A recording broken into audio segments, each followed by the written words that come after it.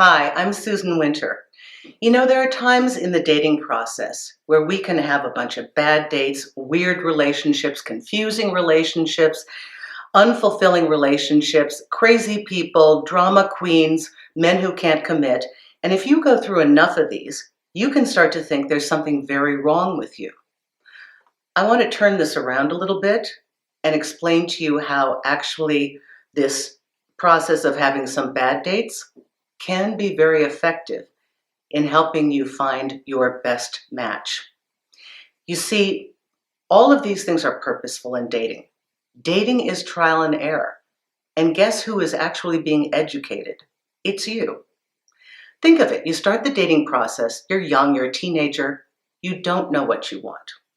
Then you start getting involved with people. Well, you clearly start to rack up data on what you don't want. Knowing what you don't want, when you've applied some thinking to it, will lead you to what you do want. And when you have a very clear vision of what you do want, you are at the step right before you find your perfect mate. There are a couple more things that happen, but this is one question I have asked every person that has found their true match. I ask them what was different. And they tell me it was so easy. It was effortless. It felt so natural. And they say, I can't believe all the years I spent trying to put this square peg in a round hole. I can't believe the frustrating relationships I went through, the tears I cried, the drama, the confusion. Why would dating involve that? Because you will never know easy until you know hard. You'll never get to clarity until you're clear on what you don't want. And if you can really think through the bad dating, don't be discouraged because you've never been closer to finding your perfect match for yourself if you apply some thinking. Now, we always hear that love happens when you're not looking for it. I have a slight twist on that one too. It's partially correct. Love happens when you have taken in all the data from your experiences. It goes into this magnificent internal computer that racks up all the numbers and gives you a prototype for what would now be correct for you. And in that awareness, you go out in the world, you don't see it, and you start doing something amazing. You start passing on partners. So you know what doesn't work now. So you go out on a date, first date, it's like, nope, seen that, done that. Next date, pass, pass, pass, pass, no, pass. You start closing doors. Why? Because you're clear. You know what you want.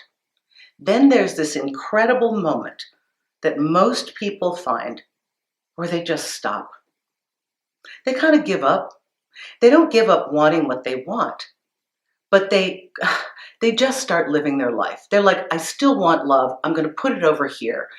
I know what I want. I'm going to see my friends. I'm going to take up that hobby. I've always wanted to go hiking. I've always wanted to learn Spanish. I've always wanted to travel the Orient. I've always wanted to. And they live their lives. And then, in that relaxed state that has all of the factors collected in the data, they turn around one day and meet somebody. Boom. That's their mate. Relaxed, complete with information, and having passed on the repeats that they've seen and things that they know do not work for them. If you ever get frustrated in your dating experience and your friends are saying, oh, you're such a mess, please remember all of this is indeed purposeful. The reason for having some bad dates is indeed to show you what you want, because all of dating is trial and error. You can't know what you don't know until you walk through the physical experience. This is how you come to your final destination, the real person who is supposed to be your mate. Take heart, it'll happen. My very best to you, Susan Winter for SusanWinter.net. And if you prefer to listen on podcasts, please subscribe to The Susan Winter Show on iTunes. Thank you.